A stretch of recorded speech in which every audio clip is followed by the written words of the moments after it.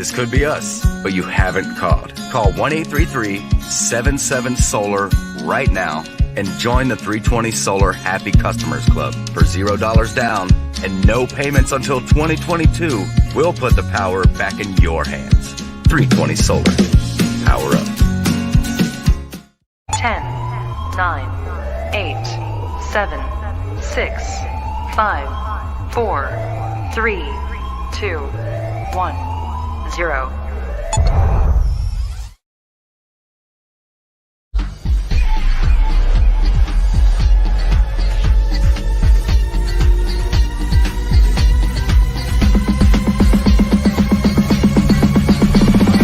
I'm alive.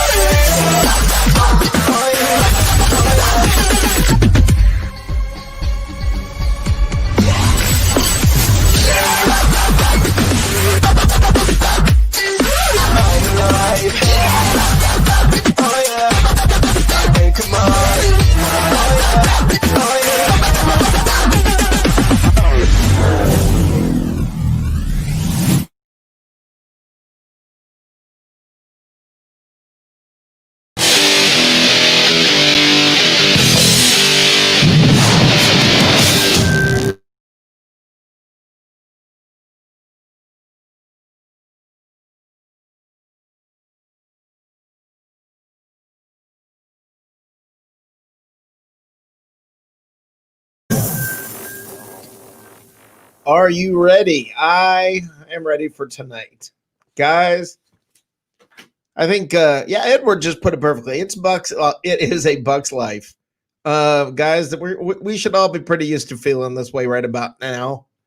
Let me tell you something. I feel differently after this game than I did about previous games. Now, there are some problems, and we'll get into those. They are pretty obvious. But I'm watching fan comments and I'm listening to people talk about the game. And I think that they're missing something. It's something I'm not hearing people talk much about. The Buccaneers just played one of the top two teams in the NFL, and they hung with them. They gave up 17 points right off the bat, and for the rest of the entire game, they only gave up 10 points for the last 3 quarters of the game against the Kansas City Chiefs. Realize that. They held the Chiefs to 10 points in the last 3 quarters of the game. Now, I'm not trying to make excuses. I'm not trying to say all is well. I'm not trying to say everything is fine. I'm not trying to say any of that. I'm trying to say the sky is not falling. Stop it with the fire the coaches. Stop it with the get rid of Brady. Let's not go there, okay? This team is 7-5. Last year, this team was 5-7 and headed for bad. This team's 7-5 and headed for a bye week and then probably improvement. So I want everybody to stop and think about this game a little bit differently maybe than you did when you got upset and watched the game. I get it. It was hard to watch. It was a difficult game to watch. Going down 17-0 is tough. But I want to point something out. Okay, I'm going to read off some numbers to you. I'm going to read them to you once, then I'm going to tell you what they are. And then I'm going to read them to you again. 27, 35, 33, 35, 43. Okay, that is the last 5 games, including today. That is what the Kansas City Chiefs scored. Now let me read them to you again. Today, the Kansas City Chiefs scored 27. Now let's go back week by week. 35, 33, 35, 43. The Buccaneers actually held the Chiefs to their third lowest number of the year. There were 2 teams that held them to 26, one that held them to 23. Okay, the Buccaneers defense, everybody is shredding the Buccaneers defense. I'm telling you, man, that you've got to understand who they were playing today. You guys are freaking out saying, oh my gosh, Tyreek Hill had a great game. Tyreek Hill is a beast. He's a beast.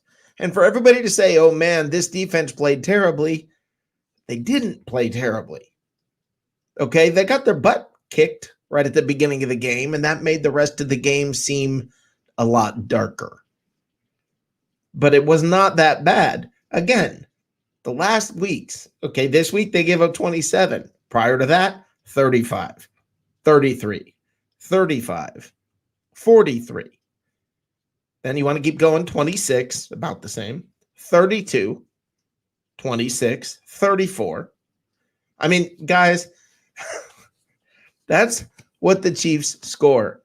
Now, the Bucs scored 24 points, right? There are only 3 times that the Chiefs have given up 24 points other than today. This game was not that bad. The sky's not falling. I want to hear what you guys have to say, and I'm hearing a lot of people freaking out. I'm hearing a lot of people with the, oh my God, the sky is falling. No, there are things that have to be fixed, that are desperate to be fixed. And we're going to talk about those shortly. But I want you guys to stop and recognize this team played well today. It's like last week, everybody freaked out. The offense looked bad against the Rams defense. The Rams freaking defense. Okay, that's a problem. But hey, look, there's some problems here. And I'm going to bring somebody in here real quick. I'm going to bring Tampa Bay Ray Kennedy in here to talk with me about a specific statistic that Ray called me about.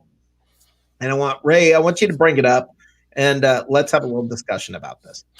Well, it was kind of a sore subject for me, but obviously Ronald Jones averaging 7.9 yards a carry on 9 carries. And once again, leave it to that Buccaneers offensive coaching game plan to abandon the run when the run would have. And Rick, I'm with you as far as the positivity and the close scores and the fact that we kept the Chiefs. I mean, Tyreek Hill got off, but we kept Kelsey in check. Yeah. I know that we played a good game, but once again, coaching cost us a game. Coaches have cost us now. They've cost us at least the Giants game in this game, possibly the Saints game, although the Saints look like they were going to. Almost cost the Giants game. They beat the Giants. Well, not Giants, but the Bears. The Bears, not knowing it was 4th down, not knowing what was going in. And I said to you, Rick, if you don't mind me expounding on this, the Buccaneers get that Hail Mary pass to Chris Godwin, crosses the 50-yard line, flips the script on field position right there. And instead of, and this is what winning teams. Well, this is what winning teams would do. This is what your Bill Walsh teams would have done, or your Bill Belichick, or your Bill Parcells teams. They go 50 yards like that, and they get that Hail Mary catch. You know what they do? They would take all 45 seconds of that play clock. They would change the personnel out. They'd go walking balls swinging left to right to the sideline because they just went big time on you. Instead, the Bucs rush back up to the line of scrimmage with the same pro set, and what happens? Brady under pressure throws a duck of an interception. You talk about a play that changed the game. That was the one that did it for me. I think you're right. I think that is the play that pretty much changed the game, or that had a huge impact. They still could have won the game though, and that's a credit to this defense. But it's coaching. It's coaching, Rick. If they get that big play right there, and that drive was huge, if they go out there, even if they just go to a run style, even if they go to a running back, even if they make, let's say they go ahead and they make they make the Chiefs believe that they just got a 50-yard Hail Mary, but we're going to go conservative all of a sudden. We go heavy package, or we go with Rojo in the backfield, right? Yeah, there's no doubt. There's no doubt that the hatred for a running game The just brother, keep throwing it deep like you're playing backyard ball. Brother, the thing That's is, gotta go. The thing is, 75% of all NFL teams that get that big play that crosses the 50-yard line and they bring in the heavy package, that next play 75% of the time is a run because they feel like they got away with something, they got lucky, they got that first down, and they're going to run it. So you know what? Even if the Buccaneers bring in a run package and then go play action and try to hit Scotty Miller, you don't get Tom Brady under pressure. And the reason why I'm making this point is back to the Chicago game, back to the not knowing what fourth down is, back to the Rams last week and Chiefs. It's coaching 110%. This coaching team does not have an identity. Oh, I agree with you. Or if there's an identity, unfortunately, the identity is inconsistency. That's the identity. Michael says it's called prevent defense. After the Chiefs took a huge lead, they took it easy. That may be true, but not for 3 quarters. They did not go into prevent in the second quarter, my friend. That didn't happen. And what they did they go into prevent offense? It sure didn't look like it because they were still throwing the ball around. So I don't think that that's entirely true, Michael. You want to talk about it, call up. We'll be more than happy to hear from you, and let's talk about it. And I'll put the link shortly. I will put the link down there for you guys. But yeah, I really would. I want to hear it. I want to hear from you guys. But to me, I guess the thing that I'm most baffled, that's a good way to put it. The thing I'm most baffled by, or almost I'm bothered by, is they're very much is just they just start going for broke way too early. And it doesn't need to happen. Jonathan here says, who cares, dude? We want to win. Sick of being close. A win is a win, and that's it. Well, we're analyzing, we're breaking down the reason why, the possible wins. But again, when Rojo's averaging 7.9 yards per carry, there's no doubt that you're right about the fact that they. What goes on there? I don't know. Is anyone on the sideline saying, "Hey, Byron, guess what? Yeah, we're averaging 7.9 yards per carry, and when we carry the pass action sets up." Does anybody make that call? No, and Edward says they had over 300 yards in the first quarter. Obviously, that first quarter is the Chiefs. Yes. Well, Tyreek Hill. Hey, Tyreek Hill at 4.4 speed. 4.4 speed is slow. He's actually faster than that. He's going to get off. The Buccaneers took the Chiefs. They made them one-dimensional. They collapsed the pocket so Mahomes didn't get comfortable. They kept him rushing to the right. They let him get off on Tyreek Hill for 300 yards and 3 touchdowns. But let me tell you something. Kelsey's the one, when he gets $150 to 200 and 2 touchdowns, he's usually the dagger that drives it. He drives the dagger home in the heart. The Bucs picked their poison. They let Tyreek get off. They were still in it by 3 points in the end. Yeah. And coaching hurts this team. I agree with you. They had more than ample opportunity at the end of the game to come back, but they just kept chucking it. And there's this stubborn mentality of just keep chucking it that I don't get. Jonathan says, yay, and still lost. So what's your point? Jonathan, I'm sorry you don't understand it. If you want to call up, I'm happy to talk to you about it. But what's my point? What's my point? I mean, my point is they lost by 3 to the Chiefs. Stop with what are you going to always say, fire the coach after you lose to a good team? No, it was a good game. They played a great game. They picked their poison. They played a good game. And again, I'm not saying fire the coaches. I'm just saying that if you even want to think about sneaking into a 7 or an 8 team wild card, if they have that 8th team because COVID takes away one of the weeks, the only way this team stands a chance to even consider winning a wild card victory, and that's if we get past the Lions, the Vikings, and Falcons twice, is to get that offensive identity. I'm not saying fire their entire team. We're just wondering. I'd like to know why they abandon it so fast. I agree with you that does need to change. Jonathan says, again, we're getting good enough to lose when it counts. Sorry, not satisfied. Jonathan, nobody's saying they're satisfied. Nobody's saying that. I mean, nobody's saying all is well. Nobody's saying everything is great, but we're also not flipping out and losing it. And I get it if you want to flip out and lose it. I get it. Do it. Vent it here. Do it here. Yeah, exactly. That's what we're here for. Exactly. But I like Christopher Cole. Relax, Bucks fans. I agree. I agree. It seems like I don't know. Look, they could have won this game and they didn't. They could have won last week and didn't. That concerns me. Okay, that is a concern. They could have won and they didn't. Yeah. I got a problem with that. You know what I like? I like the highest paid color commentator in all of football being Mr. Tony Romo of CBS. Right. And isn't he just the best? But I love that he was pointing out there in the second quarter that Tom and Gronk were basically running that old Patriot style where if we get this in the box, we're going to go and you're going to be wide open. And, you know, I'm not saying that's where the disconnect is with this coaching team. I think that they're going to use whatever they have in the box, to, you know, and whatever tricks they have in the box. But Tony Romo, he's not paid $15 million a year because he doesn't know what he's talking about. He knows quarterbacks and receivers, and he was very astute in pointing out that Gronk and Brady are starting to do that, and that's what Brady's supposed to be doing and is going to be doing with all of our receivers. Yeah, I agree. Edward says, "What's the phone number he'll call in?" Okay, Edward. The phone number is right here on the screen, 678-825-5263, 678-825-5263. Give us a shout. I also put a link in there. Now I'm going to add to the stream here. Tyler Brashaw. How you doing, brother? What's going on, gentlemen? Tyler, give us your quick overview here.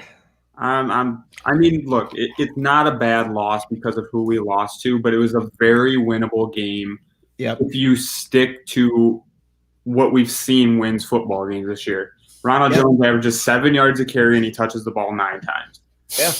Yeah. We don't get Carlton Davis. I don't know if the defense coaching staff was thinking Carlton Davis could hold down Tyreek Hill by himself. Well, he can't. Nobody can. You need safety help, and we didn't provide any help till he had 220. I don't know that they were trying to, though. I don't know if it was sort of okay, we'll let LeBron get his, but we'll stop them otherwise. I mean, we were still 3 points down, 27-24, and Tyreek got off better than any receiver has, and probably what he scored, 73 points in fantasy. I think you're going to pick your poison there, and I think they took Kelsey out, and I think they kept Patrick Mahomes in check from rolling around too much, and they figured someone's going to get off.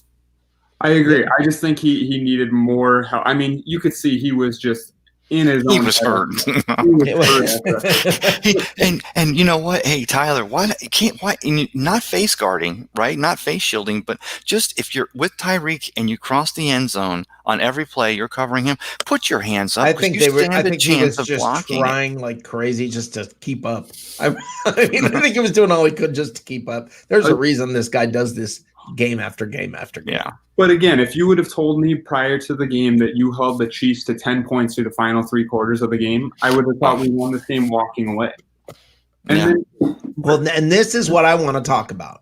I want to talk about the slow starts because something's going on with this team where they just do not have the ability to move the ball at the beginning. And they obviously don't know how to stop teams at the beginning of a game, and then they adjust. So I don't know if it's the initial game plan. I don't know if it's slow. They're too slow in adjusting. Wait, can I ask you a question, Rick? Yeah. Do you or Tyler know?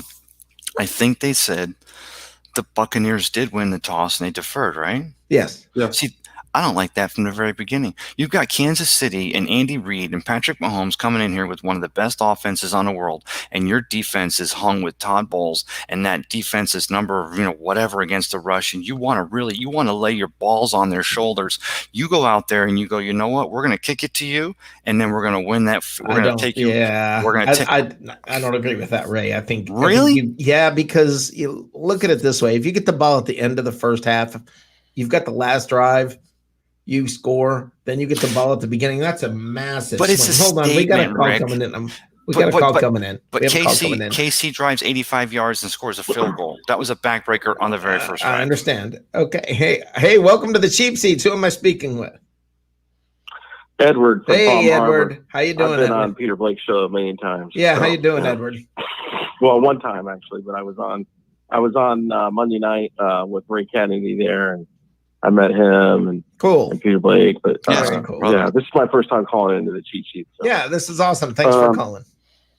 Yeah, no problem, man. So, are you still there? Yeah, I'm listening. Oh, okay. You sound like you cut out there for a second. Yeah, I called in to say, people are going to want to blame it all on Brady, but it's not Brady. There's a lot of things going on. Mm-hmm.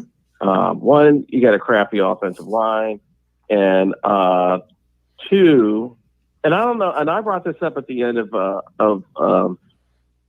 show, and it's not something that you can control or you harp on, but end of Peter Blake's show, I brought this up. In the first quarter, there was a ton of offensive holding on our defense. They could not hold they could not stop our pass rush unless they held. And they were getting away with that. Three plays in a row. Right. In my opinion. Right. And finally, I think at the end of close to the end of the first half, they finally called a penalty on for it after Shaq Barrett got basically body slammed. So, right. I mean, it's a combination of things. We don't get lucky with penalties.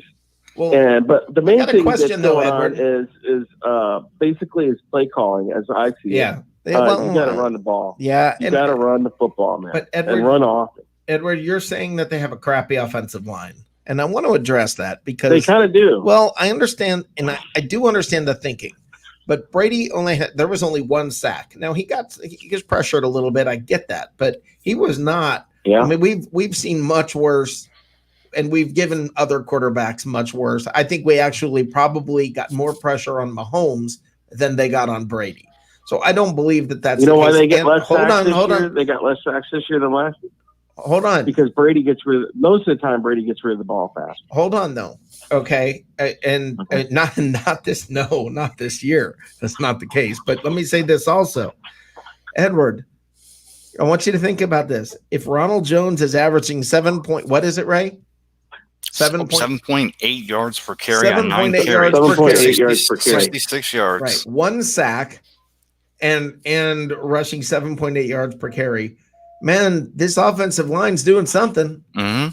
And I mean, again, I'm going to go back to the statistic I brought up. This is the fourth highest point total scored against the Chiefs this year. Okay, 24. So you've got to understand it's not just this team.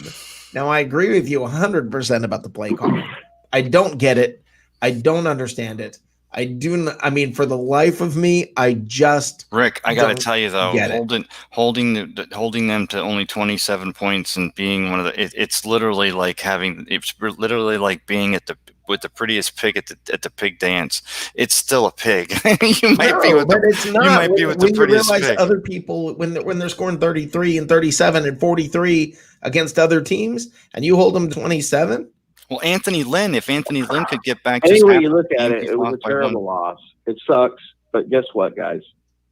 There's still life. There's always next year. 7-5, and if they go into the bye week, they can definitely maybe fix some of these problems and win out and make it to the playoffs. I want to ask all of you. Including you, Edward. I'll start with you, Edward.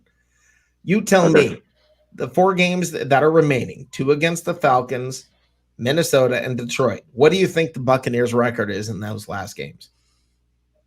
I think they can run the table if they clean up some of these issues. So then there'd be 11-5.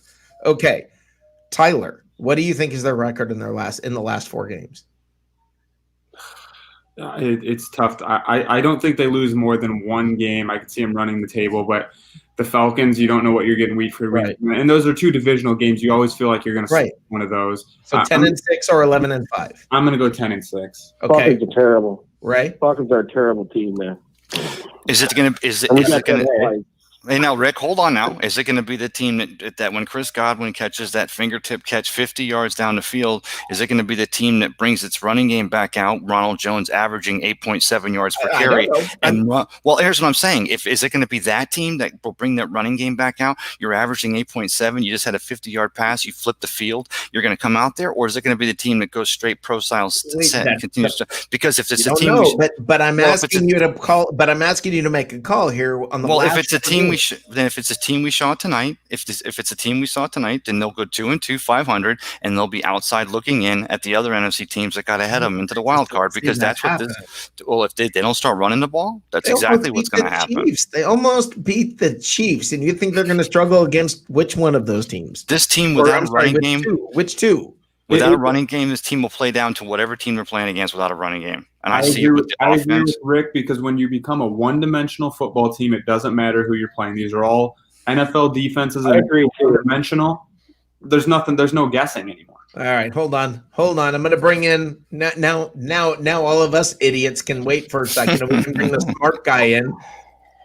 All right, how you doing, Jacob? I'm doing great, Rick. How are you? How'd the Jets do today, Jacob? Oh God, I don't want to talk about it. Exactly what he wanted them to do. I can smell Trevor Lawrence already. What do you think is going to happen with the Bucs? That's a little creepy. What do you think is going to happen with the Bucs in the next 4 games?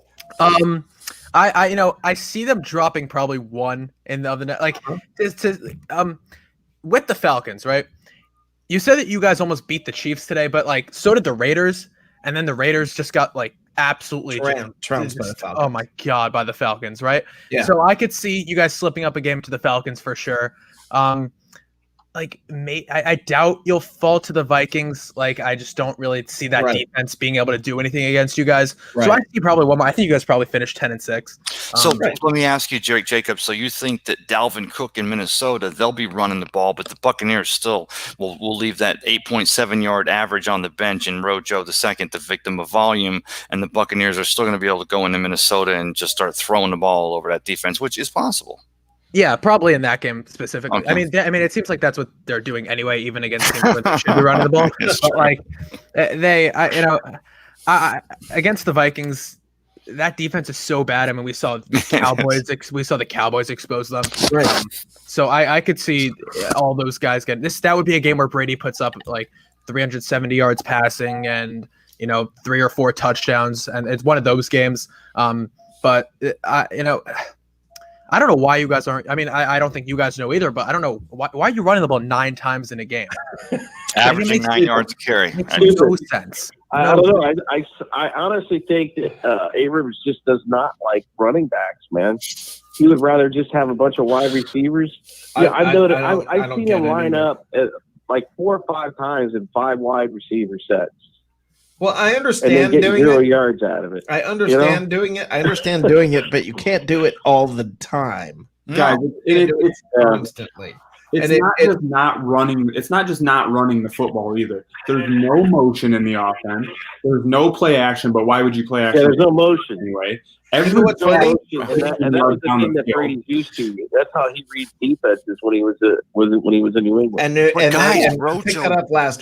that up last week. Where there were 6 out of 67. Rojo runs for 9 yards, and on the very next play action buys Tom Brady a nice 4 to 5 second pocket. Right. I mean, it works, and then for some reason they decide to put that playbook away, and that's the reason why every game you're gonna wait to the last drive and try to get that last score. Because Tom Brady's got the best history of doing it. Why not kick their ass the entire game and just have a lead and let them be the ones? There was a drive in this game tonight where Rojo, it was 2nd and 9, he picked up 6 on the ground. Or pick up 8, and then it went to 3rd and 1, and we went empty backfield. Luckily, we threw it outside to Antonio Brown, and we got the first down. But after an 8-yard run from Rojo, you go empty backfield shotgun with it. Just doesn't make sense to me. I don't get right. But everybody trashing the defense, guys. I get it. The first quarter was horrifying. They gave up 300 yards and 17 points. But understand, they only get to the Kansas City Chiefs.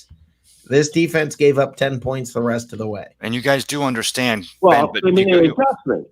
And they waited too late to make that adjustment. They changed the coverage. No, they did not. No, they did not. Hold on. Hold on. They did not wait too late. Okay.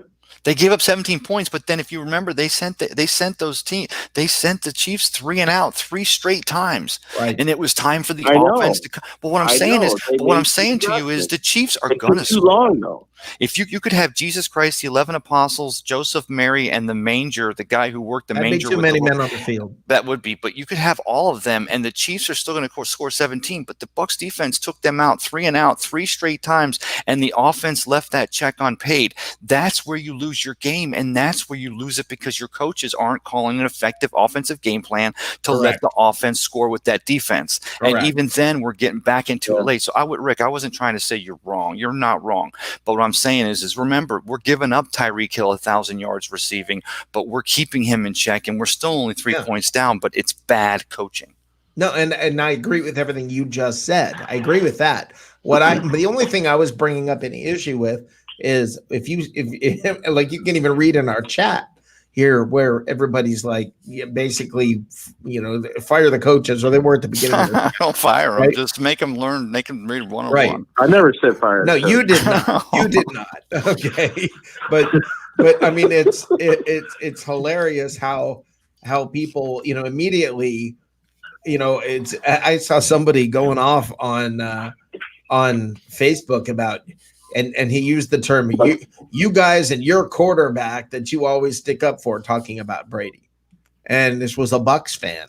Okay. If they're talking about firing the coaches right now, then they don't know football. If they're talking about firing maybe at the end of the year, they still may not know football. But you're not going to fire them now. There's no way. You're stuck with whatever it is. It is what it is. Now, let me say this.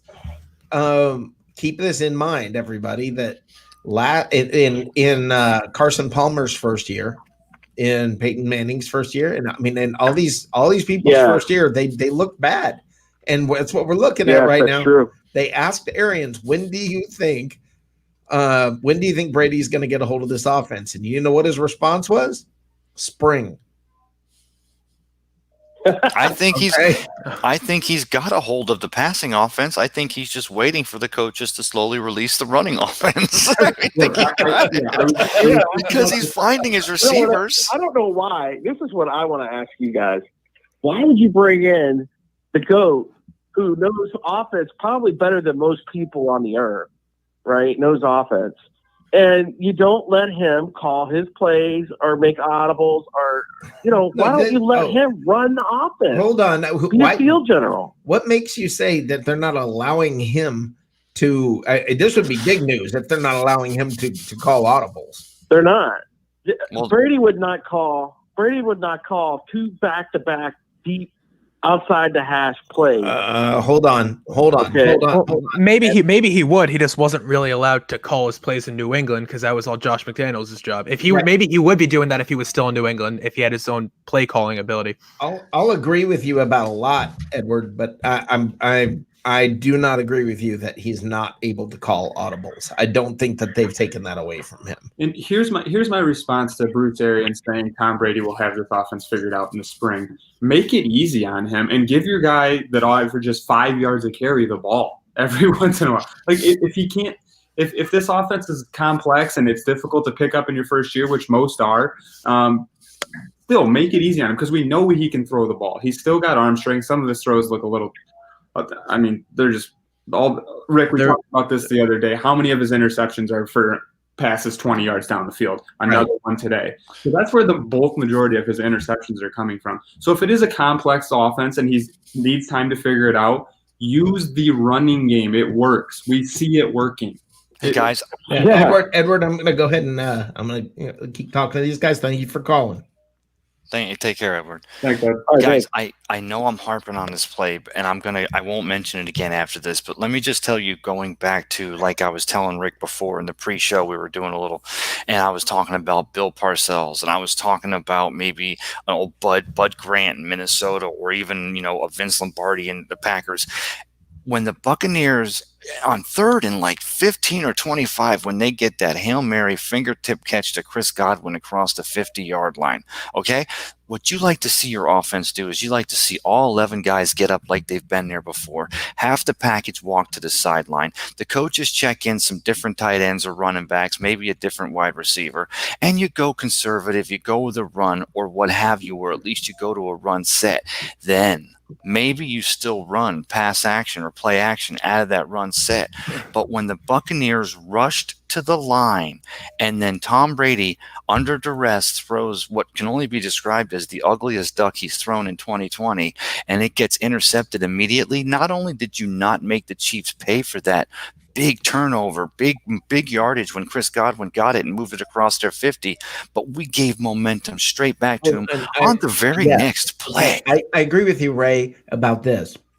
It seems like the Buccaneers, when they taste a little bit of success, like they hit one deep pass, immediately all they do is just chuck it, hurry up, chuck it, hurry up, chuck it.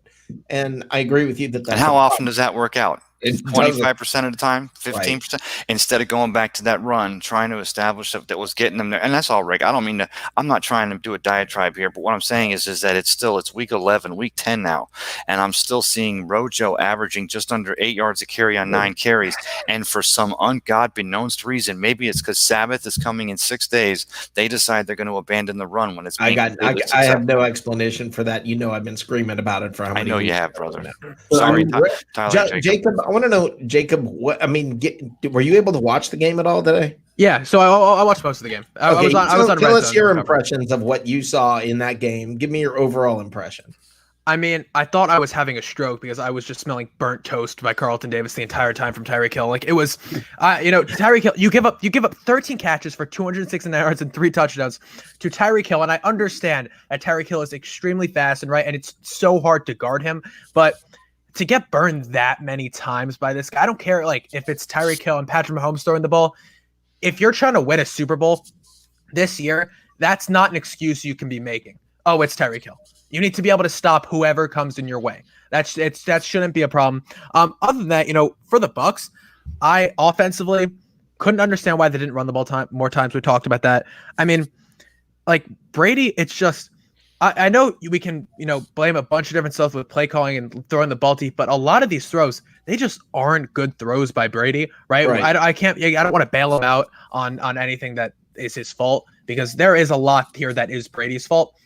But then there is a lot that is on the play calling. And I feel like whenever you guys play a good team, because it's harder to play call, it's harder to plan against a better team, obviously. It feels like you guys just, I don't even know, you guys ruined it some way or another. The Saints game. They get out-coached by every good team that they play. Exactly, and that's on not only Arians, that's on Byron Leftwich and Todd Bowles as well, and every single position coach and all that, because everyone needs to be doing their job in order to win football games. And if they're not, then you see a product of what happens. And I think that even if the Bucs had won this game, we would still be having this conversation about, it would just be that there's less people in the chat complaining about what the Bucs did wrong because they won the game versus, looking at the analytics you don't know of the it. Bucs fans very well. Yeah. Well, the good news is this was still we didn't deserve to win this game, but it was still a very winnable game. We shot ourselves in the foot again and again. 2 turnovers in Chiefs territory, and then we couldn't get a stop. Okay. The defense couldn't get off. Ray. Oh, okay. Ray had to pop out. I was going to have him. I just got a message saying Ray had to leave. I was going to have him talk or exit, but okay. Yeah, so that was Tampa Bay Ray. Make sure to check him out everywhere. But the good news is, and why we shouldn't panic, is this was still a very winnable game. Like I said, we had our chances. We turned the ball over twice in the Chiefs territory. We had to settle for a field goal when we got inside the 10-yard line at one point. So the chances were there. We held the Chiefs through 3 quarters at 10 points. This is my point. This is my point. I mean, if they at all get a handle on that first quarter, they beat the Chiefs today. And that's something we've seen all year, right, Rick? Is slow start. That's what I'm more concerned about. Everybody complaining about this defense. I'm sorry, you can sit here and you can say Tyreek Hill went off. There was one piece of that defense that ruined your game today, and that was Carlton Davis. Everything else looked pretty good. I mean, for the most part, everything else looked pretty good. In an impossible situation because they basically said we're going to let him get his. I agree with that. I think the defensive scheme was just kind of left Carlton Davis out to right, but they stopped Kelsey and they stopped everyone else. You kind of push him in front of the train. But they stopped Kelsey and all that because they covered everyone else, and they basically said if you're going to beat us, it's going to be all him. If you're going to beat us, it's going to beat us with the deep ball, and we're going to try and pick a couple of these off. Did you guys hear these numbers I read? And I want to say them again because to me, it's a pretty big deal. I want you to listen to this. 27, 35, 33, 35, 43. Okay. This is how many points the Chiefs have scored in their last 5 games, including today. 27, 35, 33, 35, 43. Okay. They're scoring a lot more points against other teams. All right. The Bucs did the same thing against the Rams. You sit there and you look at the end of the game and you're like, oh my gosh, they look terrible.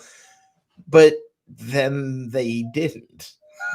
The score doesn't prove that out. The craziest thing about this score, though, was that I was watching him. I was like, how is this game close? It didn't feel like it should have been a close game. And then the Bucs started slowly creeping up on them and scoring some points. I mean, Mike Evans is maybe the weirdest football player I've ever seen in my life, right? The 3 catches for 50 yards and 2 touchdowns. Like that's like the Randy Moss game where he had 3 catches for a ridiculous amount of yards and 3 touchdowns. 3 for 163 and 3 touchdowns. Yeah. You're like, how did that even happen? It's just, but that's my point though, where you look at the game. It's sort of a winning ugly sort of mentality. Bend but don't break. But they just break right at the beginning. And they've got to stop that. Now, Rasul here says, are y'all going to mention the pass protection? Rasul, you missed it, brother. We did talk about the pass protection.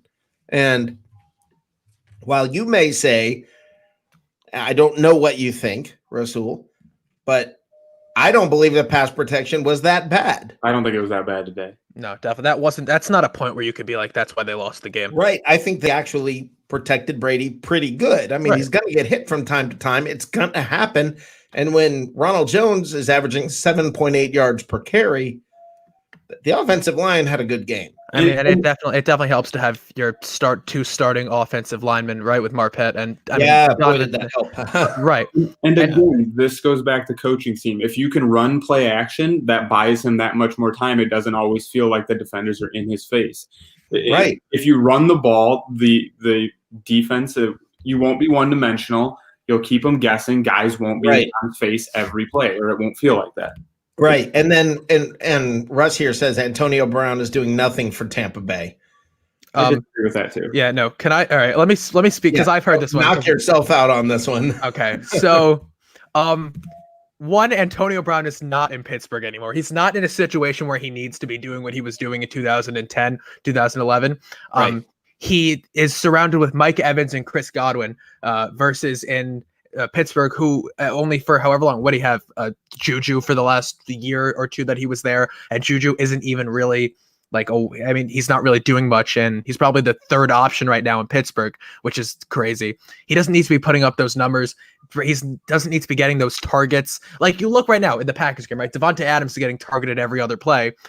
Antonio Brown doesn't need to be getting targeted every other play. Right. You have so many different options, and Brady has never. Last week, Antonio Brown was critical. He was one of the best things the Bucs offense had going. And when he needs to produce, he will. That's the difference. Yeah. And Russ, when you say the Bucs aren't doing the greatest in draft picks, well, we don't know about Vaughn at this point. But Wirfs, that's a 3rd round pick. Like you don't need to be hitting on every third. You hit on your 1st and your 2nd rounder. And Wirfs. Phenomenal. Yeah, and Winfield is amazing. We just talked about this. Winfield is doing great. We just talked about this 2 weeks ago, and we mentioned it with the '95 draft as one of the best Bucs drafts ever. Yeah. So Russ, I call up and convince me if you want to. 678-8255-263. I get it that you can look at some past drafts and we can talk about that, but not this year, my friend. And then last year. The year prior, you take Devin White, and he's one of the best linebackers in the game right now. Right. They're doing fine. Right. And Tim says the defense really isn't breaking, but it's bending way too much early in the game. That's it, brother. You get it. Yeah, you get the comment. I mean, that's a great comment right there. That's funny because those exact words went through my head today during the game is when the Chiefs were driving down the field. We were bending, but somehow not breaking late in that game, and that's what kept us in it. But play. The offense is breaking. Yeah. Yeah. But I'm sorry, guys, for me to sit here and see that the Bucs hung within 3. Last week, everybody who was talking about, oh, look at the Raiders almost beat the Chiefs. They played tight with the Chiefs. The Raiders are great. Look at how good the Raiders are because they hung with the Chiefs. Okay. So the Bucs hang with the Chiefs. Oh, the Bucs suck. Look at how bad they are. Oh my gosh, they're terrible. It's because it's Tom. It's because it's a bigger team, a bigger name team right now. Exactly right. You just put it perfectly. Yeah. And that's my point that I want to bring up tonight more than anything is the problem. First of all, they're still learning each other. Brady's still learning this offense, and the coaching has been more than questionable. But on top of all of that, the worst part in the whole mix, mostly, is your expectations. Try and think about this team as any other year Buccaneers, right? And you start to be like, okay, I mean, they hung in there with the Chiefs versus, oh, they hung in there with the Chiefs, but they didn't win the game. And that's kind of it's a double standard. I'm sure it's annoying. Tom Brady in this you said it perfectly. If you compare this to every other year's Buccaneers, you would be thrilled. Oh yeah, 7-5. Oh my God. These 4 games ahead, you just hung with the Chiefs and the Rams, and I mean this was a team that was 7-9 last year. Stop and think where they are now and where it looks like they're going. What's going to be this year? All right. They're obviously going to be have improved. All right. Hallelujah. I'm happy about that. Good for them.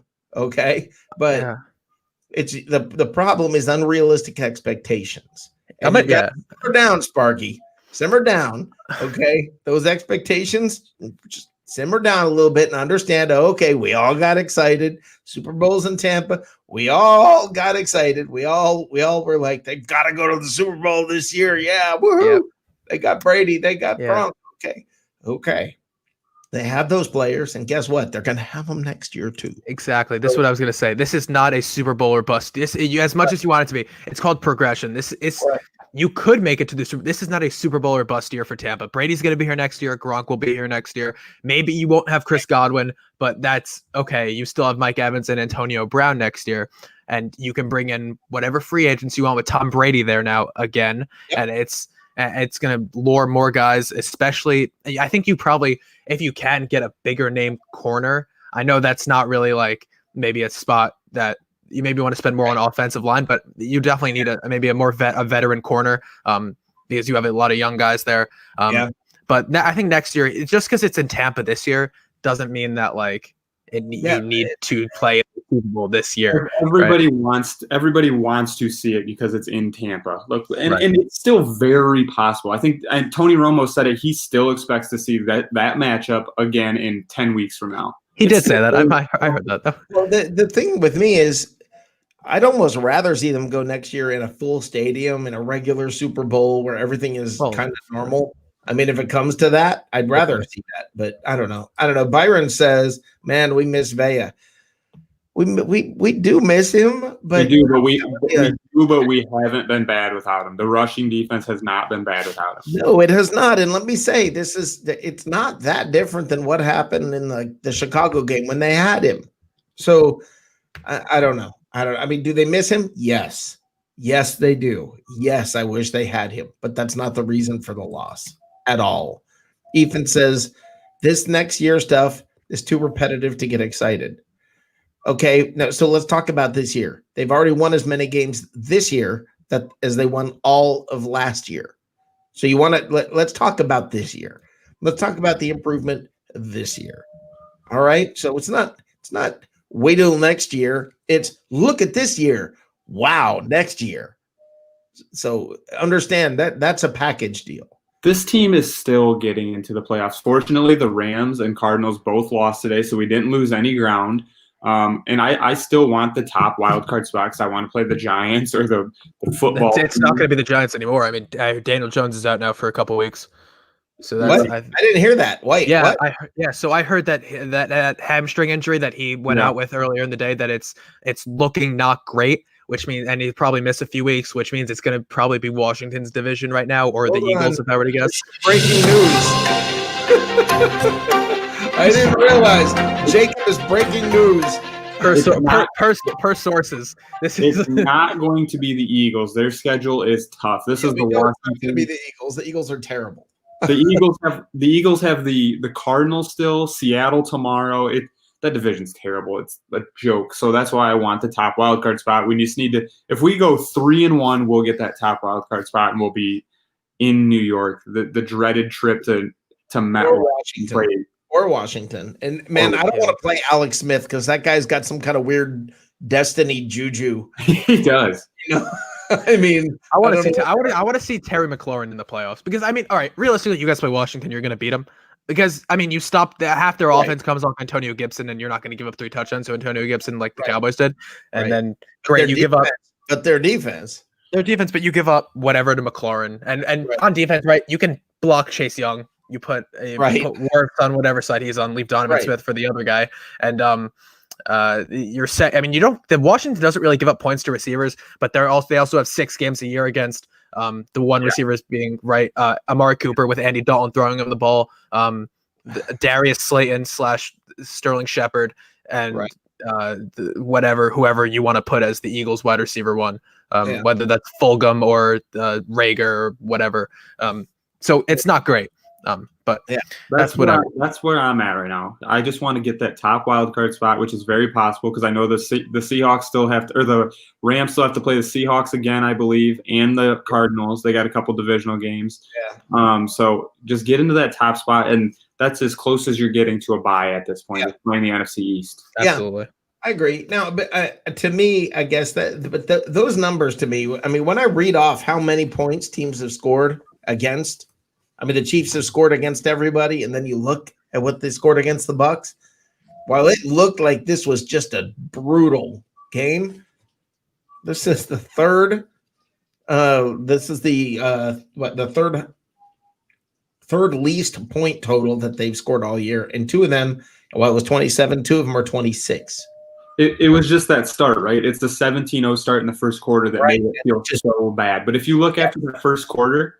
Like I said, I mentioned before Jacob jumped on. Jacob, if I told you that the Buccaneers held the Chiefs to 10 points through 3 quarters, you would think the Bucs won this game.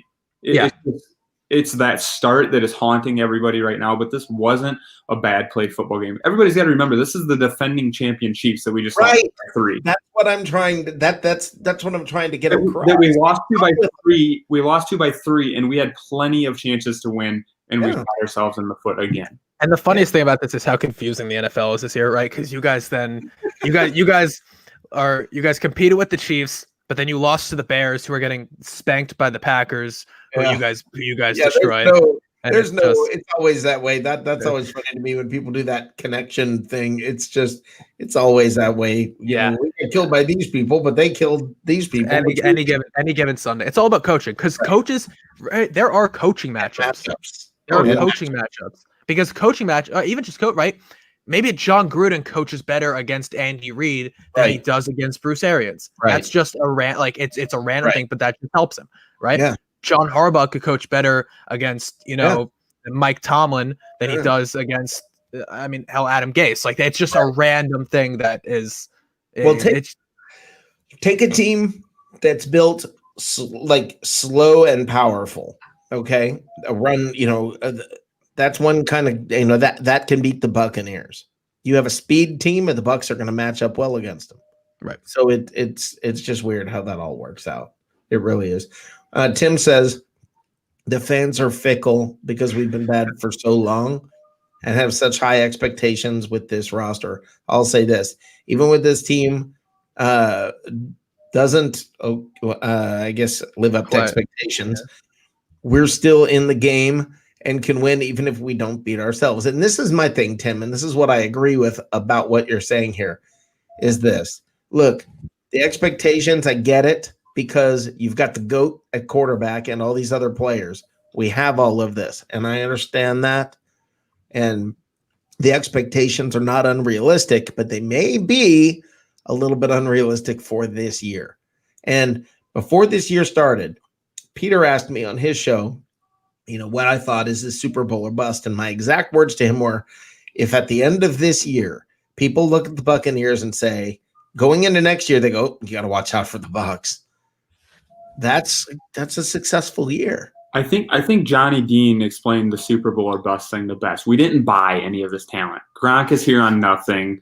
Right. I mean, we paid Tom Brady a lot of money, but you pay all your quarterbacks a lot of money. You pay your quarterback. That's Antonio Brown here for nothing. So it's not a bust. And I think Jacob mentioned earlier that we might lose Chris Godwin next year. I don't think we will. I think next year we put the franchise tag on him and he's right back here again next year. I don't think it's Super Bowl or bust this year, but the expectations are obviously high because of the roster. But you still have to be realistic as well. The only thing, I've said it multiple weeks in a row now, and I know this team didn't have spring to work together. They didn't have preseason games, but that has nothing to do with the coaching and the horrible play calling. You're 12 weeks. You're 12 weeks into the season at this point. You should be everything should be working together as it would anyway. Right. Yeah. Through the first 4 or 5 weeks, I think you can use that as an excuse. We're now in week 12. There's no reason to run the ball 9 times for a guy that's averaging 8 yards a carry. That's the kind of stuff that worries me about this team. The talent, the roster, none of that worries me. Losing to the Chiefs doesn't worry me. The coaching worries me. Yeah, and even more, run the ball, just flat out refusal to run the football. And just it's not refused to do it. Right, and it's not like you have Frank Gore back there running the ball, right? You want to see Rojo get you want to see these young guys. I'm sorry, I get really, really angry that Frank Gore. Why'd you pick him, Jacob? if I see one more Frank Gore run, I might smash my TV with a bat. I can't look at him do anything else. You know what? I know he's awful, but I want to see Sam Darnold throw the ball 35 times because I want to see what he can do with all these receivers. Denzel Mims looks like a stud already, and we're not going to see what he can do this season until you throw the ball. I hate that today. This is just an example, and I need to get this off my chest in front of an audience. Today there was a 4th down with the Jets. It was 4th and 1 in plus territory, and I out loud to my dad go, "This is a run up the middle with Frank Gore." They come out. It's a run up the middle with Frank Gore. He loses 4 yards. I go, I go, that alone, there should be a clip of that, and that should be what gets Adam Gase fired. Because it's just so predictable. And even right back to the Bucs, it's so predictable when you're not running the ball that you can cover the receivers. You can get defensive formations that are going to stop the pass and force interceptions and make Brady do things that he can't do because you're not running the ball to set up the pass and passing the ball to set up the run. It's just, that's the thing. We said that earlier. It doesn't matter how good your team is, how talented your team is. If you are one-dimensional, you're not going to be a good football team. Yeah. Look at the Ravens. The Ravens too. They can't throw. Lamar can't really throw the ball. They're calling out plays at the line of scrimmage. The defense is calling out the Ravens plays at the line of scrimmage. You can stop that, obviously. Right. And with the Bucs, what's bothering me even more, on top of not running the football, there's no motion. So Tom doesn't get a chance to see if they're in man-to-man, if a guy's following. There's no play action. But again, why would you run play action if you don't run anyway? But every pass is 15 yards down the field. But the no motion kills me. Where did this come from that we don't? Give me an idea. Sador, the Bucs are 12 weeks in. However, before A and B, we were 6-2. I'm just saying. I hate that narrative that people are pushing. It's unbelievable. Listen, here's the thing. They also played the Chiefs and the Rams the last 2 weeks. AB is not calling and the Saints 2 weeks before that. AB is not calling the plays. We're 1-3 since we got AB. And AB is not the play caller. AB is not playing around. Are you mad that he's taking Scotty Miller's receptions? What do you are you how do he's not okay. Antonio Brown's not sitting on the sideline slamming his helmet being a distraction. Right. He runs on and off the field and he catches the football and then he puts it down where it's supposed to be and then he runs off the field and he's doing nothing. He's doing nothing bad. And when you throw him the football, he doesn't miss it. He's if the ball goes to Gronk, I feel like he's going to catch every single ball. That's the same way with Godwin, and and AB is just he's a beast. Here's the thing. Scotty Miller. I don't want to keep you all night, and I appreciate you coming in. And I actually part of the reason I'm doing this is I really don't want to wear out your welcome here because I like having you on the show so stinking much. So what I want you to do, go ahead and take a second, tell everybody where you're at and all that, and I'll let you get out of here before we take our midway break. For sure. All right. Yeah. The Hard Count Football Podcast on YouTube and SoundCloud under that. And then the Hard Count Football Podcast Live, which is Tuesdays at 7 p.m. Eastern on the Hard Count Football YouTube channel. Go check me out on Twitter at Jacob Charno, Instagram at Hard Count Football. I'm always tweeting out some fun stuff, a lot of strong opinions on stuff. I get angry a lot. So yeah, that's it. Rick, I always appreciate you having me on. It's always a lot of fun. And yeah, go Jets, Trevor Lawrence, 2020. All right.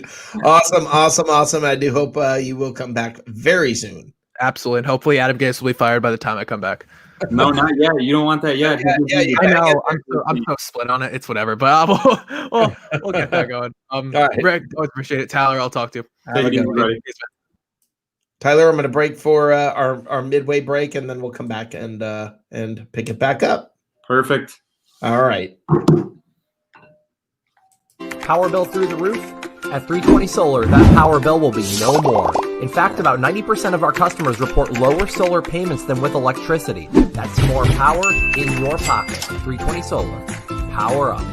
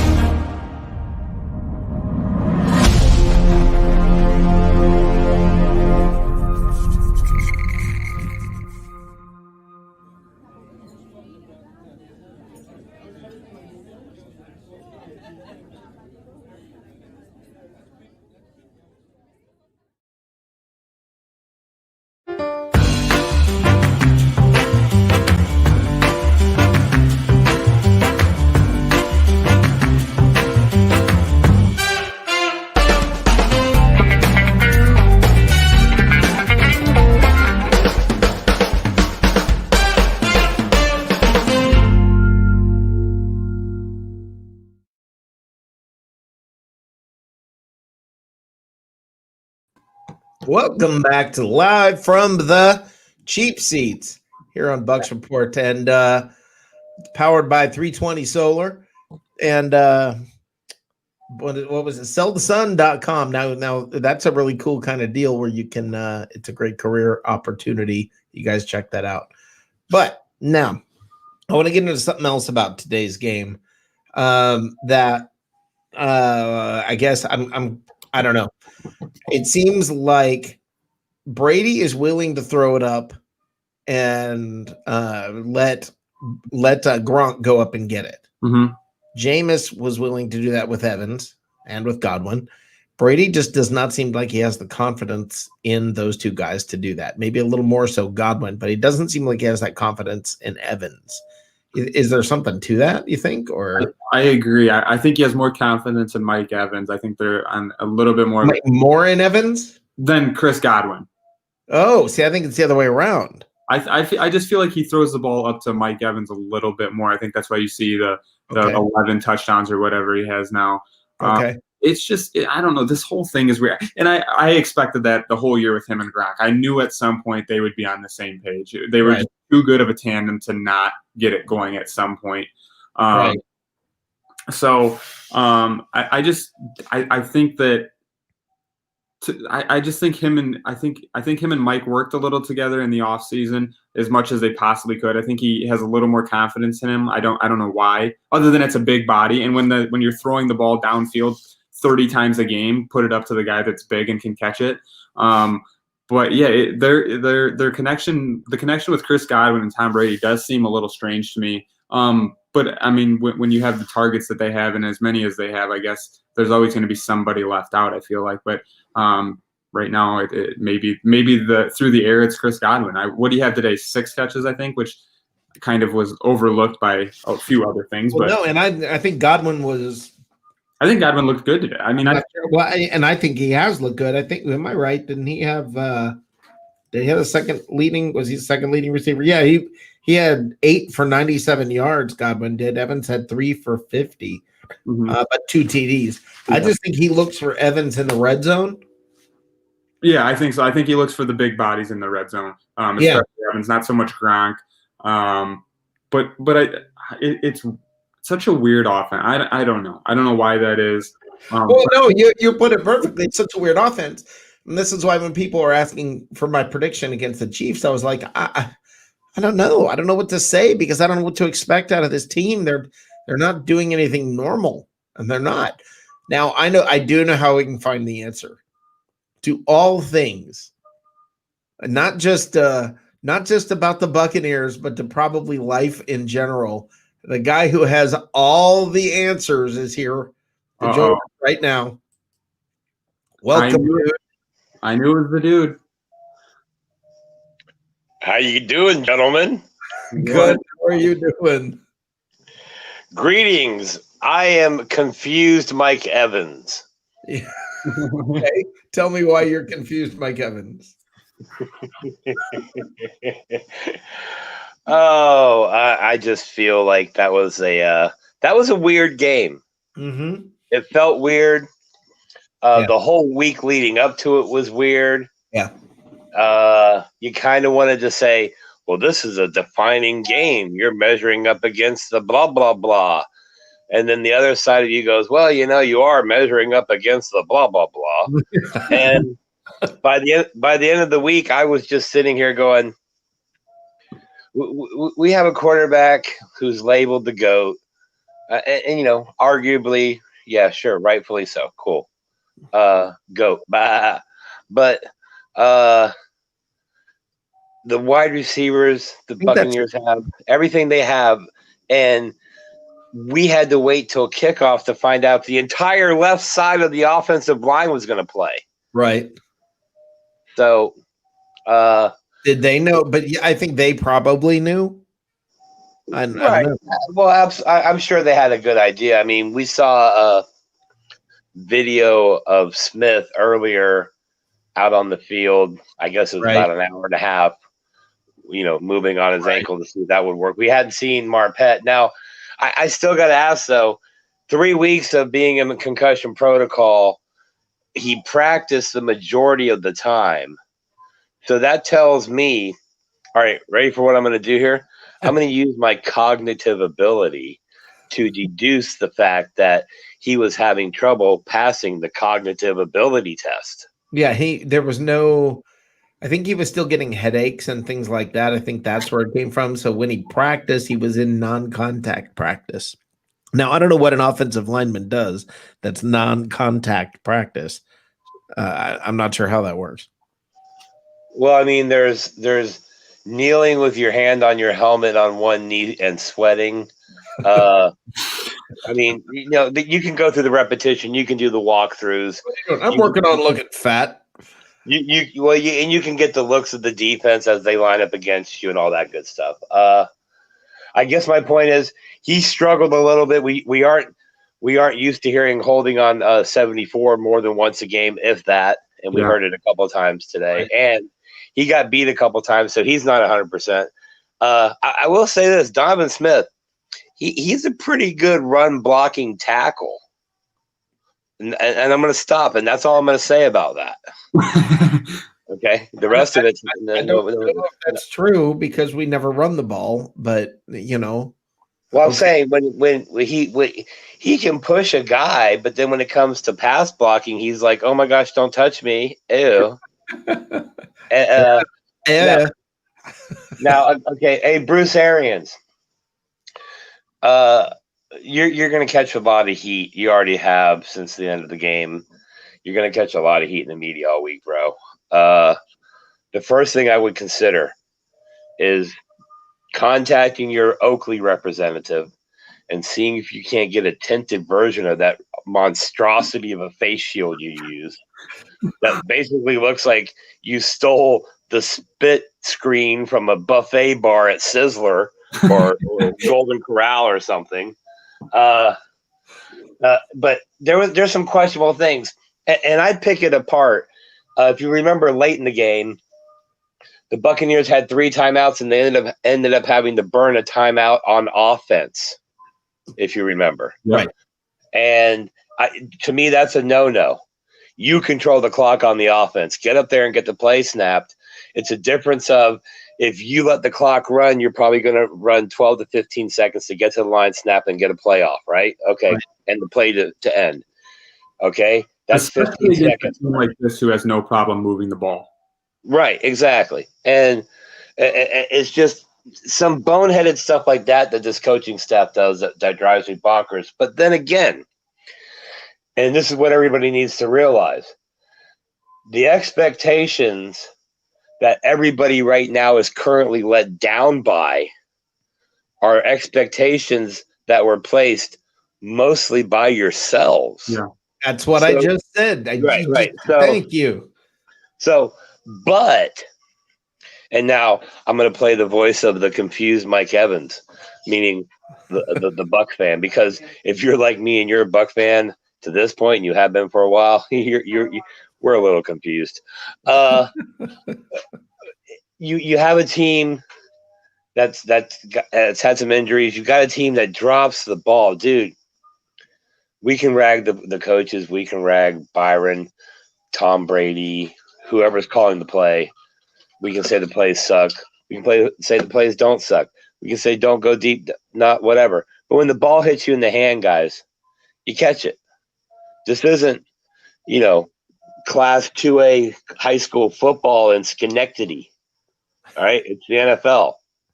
That's the part I don't get. I counted 5 to 6 legitimate drops today by Buccaneer receivers, especially at the beginning of the game. Yeah, and at least half of those were first down catches.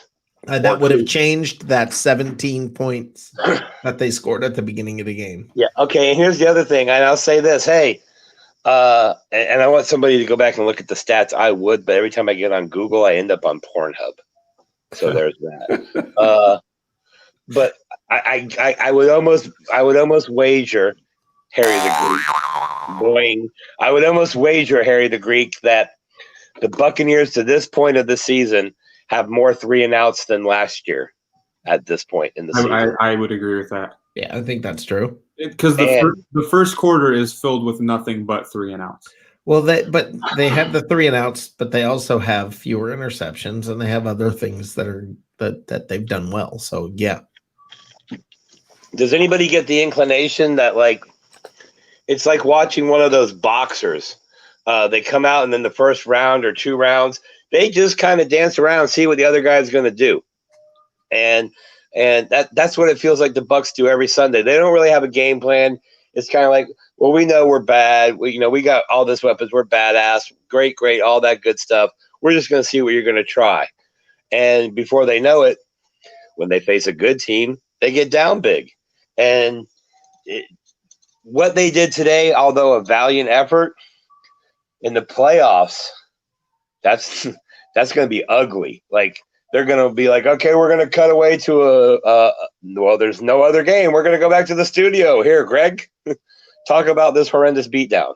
I still see 10-6. I see a playoff, but all I see, honestly, is one playoff win tops. And that's only because I don't think the coaching staff and Brady are in sync, let alone Brady and every one of the players on offense are in sync yet. Rick, and I think that's a dangerous combination heading into a playoff run. You're muted, Rick. Rick, you see the little thing? Yep, I was working on it. Sorry. Oh, I couldn't tell if you were pressing buttons or I was trying to press the mute and it doesn't matter. Looked like anyway, you chopping steak or something. I don't know. Yeah. Hey, what did we all eat tonight? Oh wait, that's wrong show. That's a different show, but I'm hungry. Dude, you said you see 10-6, so you see at least one more loss. You see 3-1 to finish the year. I think the Buccaneers, if nothing else, are going to go by the, kind of go the way of the pattern here they have recently or historically, and they're going to split with the Falcons. Right. I think they will either go. I think the Vikings 3-1 or 3-1 or 4-0 the rest of the way. I think it's very possible that they run the table.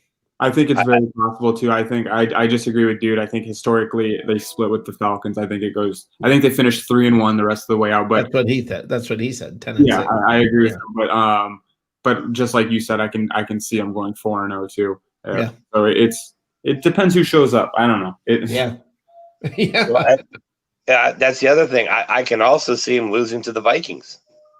I mean, the Vikings, look what they did today. Well, I don't. You know what? I don't think the Vikings are. I really just. I don't even think the game's going to be close. To be honest with you, I think Kirk Cousins is going to come in and say, "You like that? You like that?"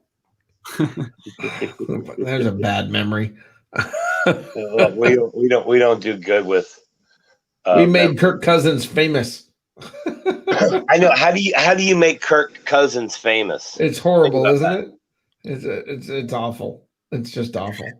But I mean, the Vikings, big deal. They beat the Panthers. I mean, it's not like the Panthers are world beaters at this point. Okay, woo, you beat the Panthers. Woo. But we look at it though, isn't there like a good hunk or a good percentage of the league that is right around that 4-6 to 6-4 area? Like, yep, everybody's within a game of going one way or the other. Yep. Yeah. Oh, that's boing again. That didn't sound right. But I mean, the Buccaneers are stacked with talent, and we saw flashes of the defense and how good they are and how good they can be. But my issue with the defense and the offense is you have to be that good every play in the playoffs or you're going to get run over, man. My issue is that I think the offense looked better at the beginning of the year than it does now. See, what I'm worried about is I think we're winning off talent alone, is having way more talent than anybody else. And that's what scares me going into the playoffs is coaching. As Jacob said, there's coaching matchups, and this coaching staff has to figure it out because you're not going to win off talent alone in the postseason. It's not going to happen. I think you're going to have to go through the Saints no matter what.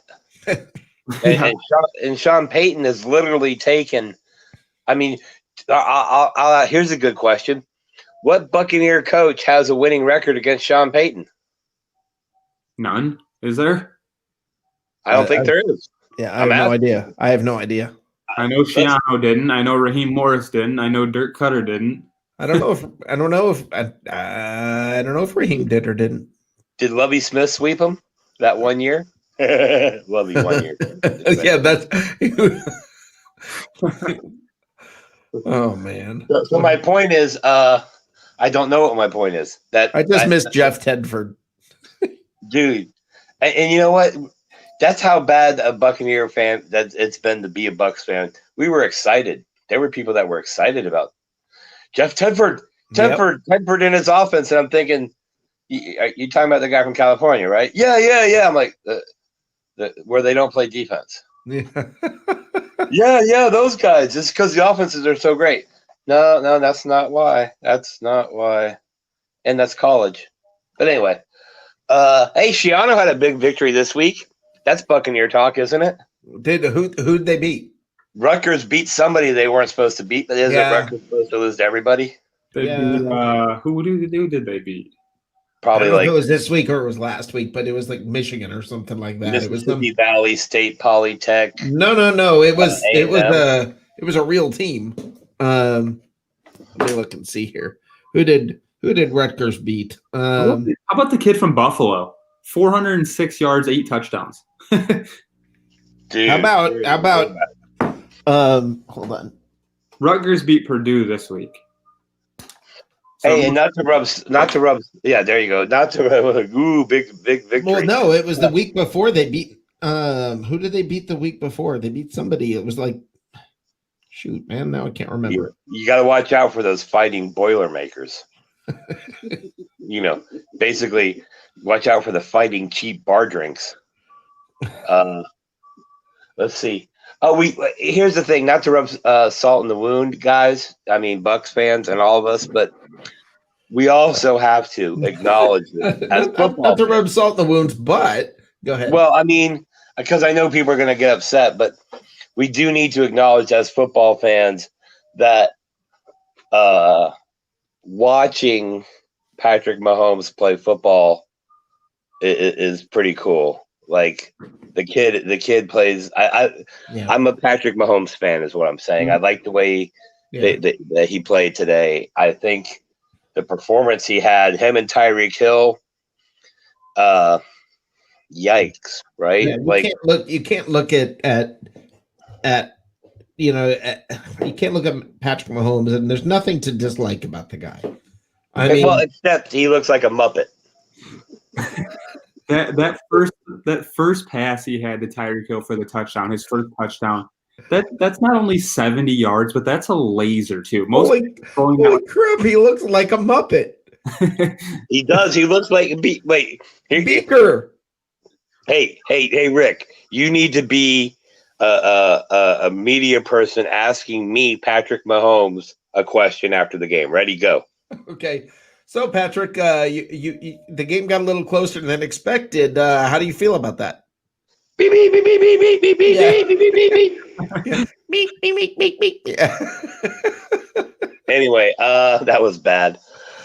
Patrick Mahomes is legit.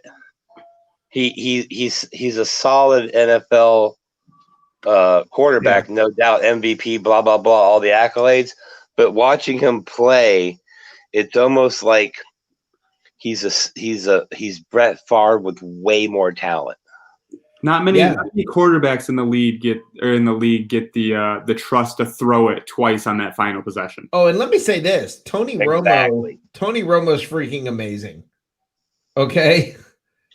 Tony Romo is freaking amazing. But he still has a face that needs to be punched. I don't care about his face. I don't know. If Howdy Doody was a real life person. Yeah, but to me, I mean, his analysis where he was talking about Mahomes backing up and throwing, how he backed up like 8 or 9 yards, still threw across the field and hit.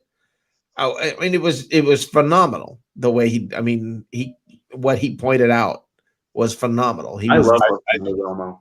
Yeah, I still want to put Flex Seal in his dimples. Flex Seal in his dimples. I enjoy listening to him call games. He's fun to listen to, especially last year. I feel like they kind of tightened him up. Last year, he was calling out every play before it happened. It was right. Yeah, it was amazing. Okay, Christopher Cole is saying this Sunday night game is. I'm not even sure. Is what? Trash. Oh, trash. Got it. Well, Got who's it. playing right now? Thank Who's you. I playing couldn't right see now? what that was. The Packers are playing. The Bears just showed up. All right. Nobody tell me the score. Let me guess. What quarter is it? Third? It's 13 to go in the fourth. All right. It's 17-13 Packers. It's 41-10 Packers. Damn it. Almost. I mean, the good news is I like cheese, though. And I like cheese. There we go. Oh, man. I like cheese. And wait, that's the other show. My bad. It's pretty unique that this week the Bears and the Broncos both don't have quarterbacks on the roster. Dude, hey, what happened? Did the Broncos win? They did not. That's a nice joke. How'd the quarterback look? They barely used the quarterback. He was 1 for 9 with 2 interceptions. They ran wild. Wait, whoa. He had twice as many interceptions as he did completions. Yeah, he did. Wait. Play some kind of music, bro. Dun, dun, dun, dun, dun, oh, for what? For twice as many? Like happy I've got nothing for that. I've got nothing for that. We need a happy failure. The Broncos wanted to use one of their offensive coaching staffs to play. One of their offensive member, the coaching staff, a guy off their offensive staff, to play quarterback, and the league wouldn't let him. Isn't that crazy? They were going to bring a coach in. Okay, can we just talk about how John Elway's face looks like an actual caricature drawing of a face of John Elway? He is a strange looking guy. That's you say that and I say nay. That's not true. Wait. Like, tell me he doesn't go home and sit in a room and something comes over his head and there's like a suction sound and the face comes off like a helmet, like Darth Vader, and and he's like, "We must find the quarterback. Get me Tim Tebow." Yeah, there's some sort of creature underneath the fake face. It's actually Tim Tebow. The Bears are coming back, by the way. It's 41-17. They just scored a touchdown. Oh, Poland close. Yeah. Oh, Poland. Wait, that doesn't match. Wait. Is Trubisky quarterback? He is. Never mind. Go ahead and put it on something else. We can watch some highlights. Hey, did you know that at one time the Bears quarterback roster consisted of Mike Glennon and Mitch Trubisky, and that Bears fans thought this was a good thing? Yeah, they did. They signed Mike Glennon for a lot of money. Hey, everybody. Sorry. Go ahead, Tyler, because you're in Chicago, for crying out loud. I was just about to say. So when I used to travel into the city for work, I remember the day after the Bears drafted Trubisky, and Bears fans were loving it. This was the best draft pick they've had in years. This makes them a Super Bowl contender. I'm like, you guys just went to a basketball school and drafted your future quarterback. This is, by the way, the comment of the night. What do we got? Winning comment of the night, Christopher Cole. The Saints barely used a quarterback. It's true. We had 3 games this week. That game alone, there was no quarterback. Are you guys ready? You guys ready for the Debbie Downer comment? Yeah, let's hear it. Okay, play Debbie Downer's music. I don't have Debbie Downer music, but real quick, did Taysom Hill finally throw a touchdown pass? I don't think he did. I know he rushed for 2 more. Oh my gosh. Okay, go ahead, dude. Well, okay.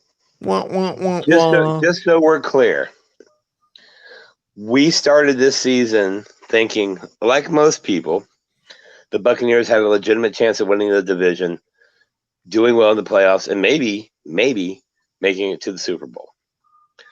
And right now, we are we just finished week 12, correct? 7-5. Yes. 7-5.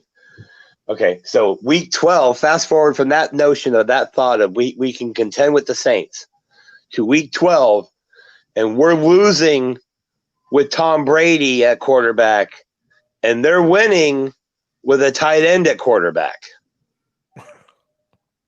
So something Are you is trying askew.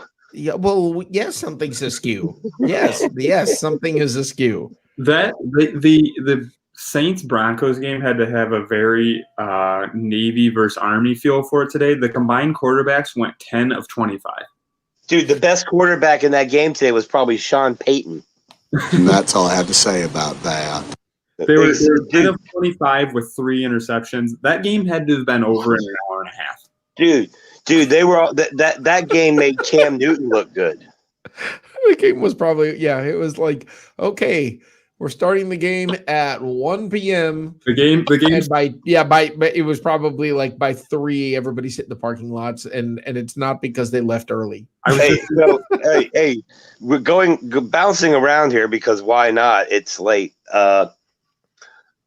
New England, Cam Newton shows up in the duvet cover and throws 2 interceptions and throws for like 8 yards or something. 9 of 18, 84 yards, 2 picks. Yep. And they won. And they win. And they won. Hey, Buccaneers got Tom Brady. And they didn't win. Anyway, but yeah. Oh no! We suck again. We do for a minute, but now tomorrow is Overreaction Monday. Then Tuesday, you know what we're on to? The bye week. This bye week can come at a guarantee you, we're gonna crush this. I don't know. We still won't run. Hey, I guarantee you, we'll still have to have an Overreaction Monday. Yeah. Like, did you see how good those teams that played did, and the Buccaneers didn't do very good yesterday? I guarantee you that Bruce Arians has his groceries delivered because he's not going to run to the grocery store. Well, dude, that's why he will not run anywhere. He's not gonna. Yeah, dude. Well, maybe he has the runs, and that's the problem. No, he does not have the runs. The man is completely. No, I think. Hey, the good news is there. Hey, there's 4 games left. Yes. 2 against the dreaded Dirty Birds. Yep. Okay. 1 and against then Minnesota and Detroit. Well, it's Detroit. Detroit. I mean, come on, you got to classy it up a little bit. You know what I mean? Throw some curtains up, call it Detroit. Yeah. Frenchy. It's the Paris of Michigan. And none of those are prime time, right? No. Okay, that's good. That's really good. That's really good. If they run the table, they still don't win the division. That's the problem. No, they're not going to win the division. And at this point, just get in the playoffs, try to win a game. We had a good year. Let's move get on. Wild card spot and play the NFC East, and that's as close as we're getting. Yeah. Yeah. Oh, wait. I think there's something you didn't touch on. So I need, if you have a breaking news into a haha, you stupid ass soundtrack, that would work. I have the breaking news, but not haha, you stupid ass. But here.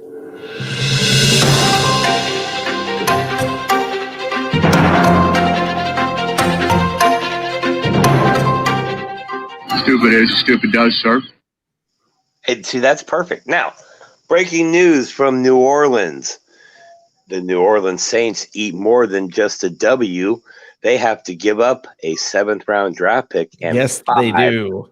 $100,000 for their post-game celebration in Tampa, Florida.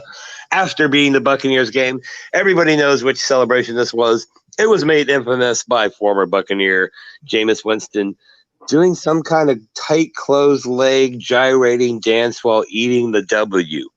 I just want to say, face it, this is not the worst thing you've caught me doing.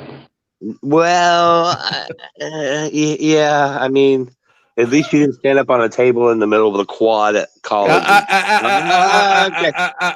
But anyway, so for that, I have to say, like the kid from The Simpsons, ha ha, and we can move on. But I had to rub that in their nose because they're winning with a tight end as a quarterback, man. It's a quarterback. Yeah, They're winning. They're winning though. they're winning. That's right. A tight end. But they played a team that had no quarterback. They, like we said, they played an hour and a half long game today. They're Wait. on at 2:00 and they got to come home with a win. Who has Taysom Hill had to start against so far?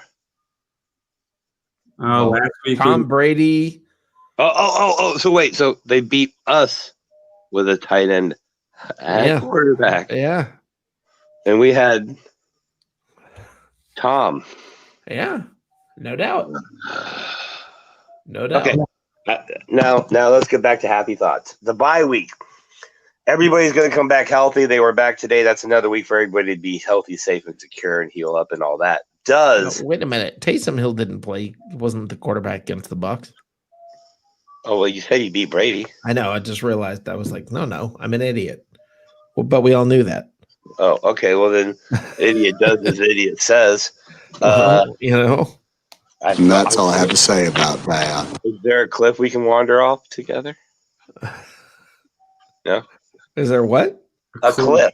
We can just wander off the cliff together with each other. Yeah, well. He'll against the Falcons last week and then this week against Denver. Okay, so he beat the Falcons. Hey, by the way, did you see what the Falcons did to the Raiders? I did. It's a very weird year because we stomped the Raiders.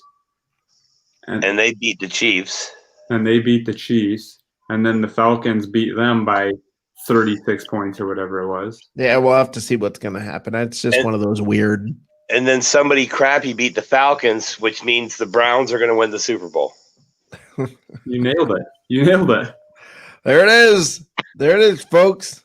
Hey, judgment has been passed. Hey, aren't the Browns like 8-3 or 8-4 or something? It's actually funny you say this because again today I was sitting on my couch after I saw the Browns won, and I'm like, wow, we have Tom Brady and the Browns have a better record. We are behind the Browns in terms of record. See, here's what it is, Tom Brady. You have to live at the stadium like Baker Mayfield does. Yeah, I've seen it on TV. It's true. Yeah, Must be. I mean, it's not like it's the internet. I mean, he has the keys and everything. They showed it. I know. I saw him covering his furniture. Storm was coming in. Exactly. He has the keys. He was cutting the yard. I mean, who cut someone else's yard? Yeah. Besides landscapers and yeah. Besides a whole bunch of people that make a living doing that exact thing. So this show's been very good, and the reason it's been very good is we didn't have to get angry. We let Peter Blake get angry before us, which is good. Yep. The sad part about that is I still feel like 90% of the people who are Bucs fans right now still want to be a little angry. Yeah, I understand that. I get it, but I just and dude, did you hear the numbers I brought up about how many points the Yeah, Chiefs I scored? mean they held the here's the thing. If you don't shoot yourself in the foot, you hold the Chiefs to even less points. Right. I'm not angry at the outcome of the game. I'm angry at the coaching staff yet again. And I'd be even less angry if we would have beat the Rams last week. But again, that was a coaching staff performance that we lost on. So I'm not angry at losing to the defending Super Bowl champions and Patrick Mahomes by 3. I'm angry that Ronald Jones touched the ball 9 times again. I don't understand that. I don't.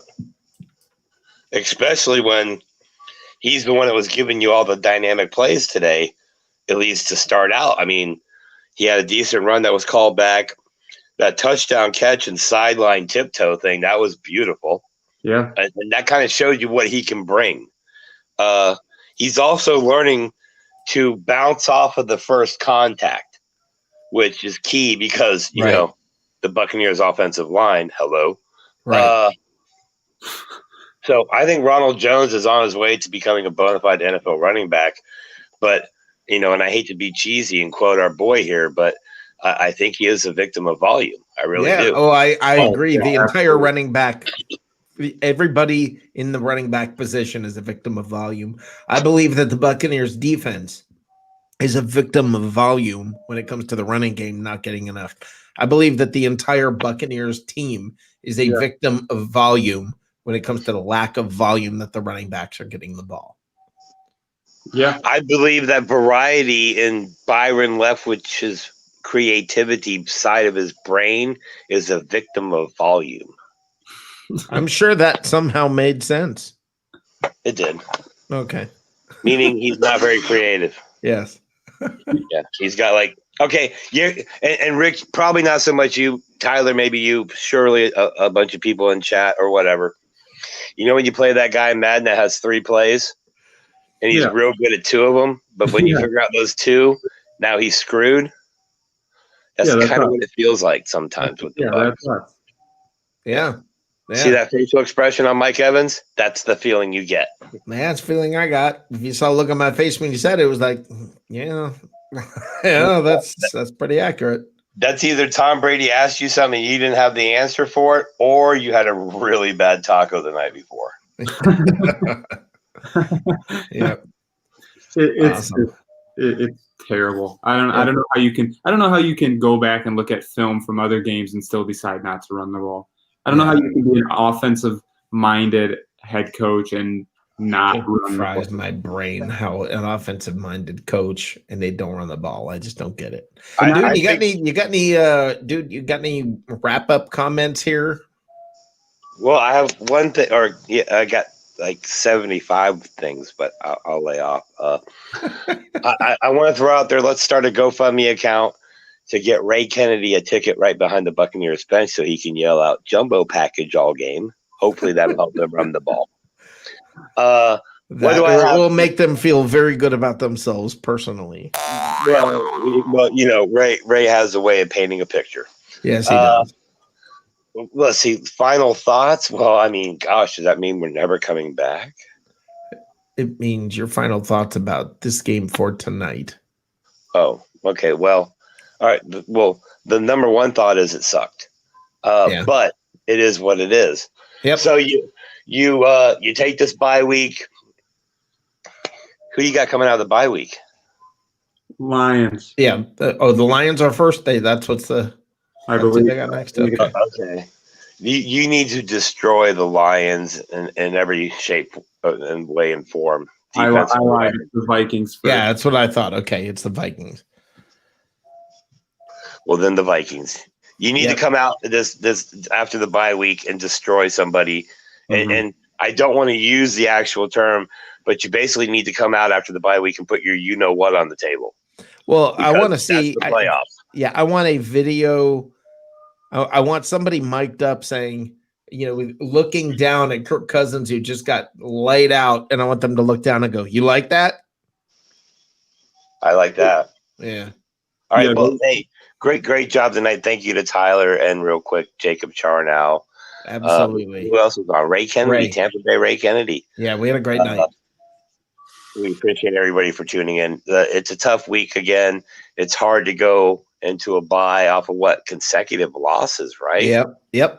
So we'll just chalk it up for a crappy month and look forward to the Lions, Vikings, or whoever you guys decide it is when we come out of the break. Oh my. And thank you again, Tyler. I'm going to check out. See you tomorrow on the Sports Web, each and every one of you guys. Thank you again to 320solar.com, the Deck Bar and Grill, and Guerrilla Marketing, and that girl who cuts my hair so well, as you see in the commercial. All right. What a treat. Tyler, you want to go ahead and tell everybody where to find you and give any last thoughts? Last thoughts, another disappointing week followed to finish off a disappointing month. At no point in this season did I see us going 1-3 in a month. But we have what we consider a light schedule leading into the playoffs. So, we can turn it all around by going 4-0 in this next 4 games. We have the bye week coming up, so get healthy, put together a game plan that works, run the ball, and we're going to be fine. Again, like I said, get into that top wild card spot, the division. The NFC South is out of the picture now. We're not getting that. So just get into that wild card spot, get an NFC East team. But final thoughts on today's game. That's it. It's just frustrating to watch what we had to watch again. Not so much the loss itself, because like I said, and you said mentioned many times, it was the Chiefs. It's just how we lost the game plan. But anyway, you can find me at Twitter, Brashaw2, Facebook, Tyler Brashaw. Like I said, reach out. We can talk any sport you want. Otherwise, you'll probably see me back on here throughout the week. Call in, shoot us some messages or comments, and we'll answer and talk to anybody, right? Yeah, man. I hope we see you on Tuesday night on What's Cooking in the South. What's cooking in the South? I'm gonna have to think of. I'm gonna come up with something excellent. To eat. I'm gonna blow your socks off with what I eat Tuesday. Awesome. All right. Excellent. All right, excellent. Thank you for coming by again, Tyler. You make the show. Thanks, brother. All right. Thanks, Rick. Have a good one, buddy. Yep. All right, guys. My final thoughts here, real quick. I want to echo a little bit of what Tyler said. Another disappointing week. I'm tired of the disappointment. I'm tired of feeling that way, but I think we all are. And I think the Buccaneers have a chance. They got 2 weeks here. If I were the Vikings, I would be hating life, because the Buccaneers and a motivated Tom Brady and crew have 2 weeks to prepare to face the Vikings. And I would not want to be the Vikings come that game. So, guys, this game's over. They played one of the best teams in the league, and they almost beat them. And it's hard. It sucked. It hurts. It leaves a nasty taste in your mouth that we got to deal with for a couple of weeks. And it's awful, but it's over. And they almost beat one of the best teams in the league. There's progress. Last year, they were 5-7. Now they're 7-5. And they went on a losing streak at the end of last year. And the Buccaneers are coming up against the easiest part of their schedule, so they're poised for a little bit of a run. So, guys, this is a better year than last year. There's reason for hope. Don't give up. Don't seriously. I know it hurts right now. It's hard after the last 2 weeks, but this team's okay. It's going to be okay. And the biggest issue is that we don't run the ball, and our expectations going into all of this. Those are the biggest, those are the biggest things that I think we need to come to terms with. We need to run the freaking ball, and we need to realize and have realistic expectations for this season. So, guys, thanks for tuning in. I very much appreciate y'all being here, and I really do hope you will be there Tuesday night for What's Cooking in the South. It's going to be a great show. I promise you that.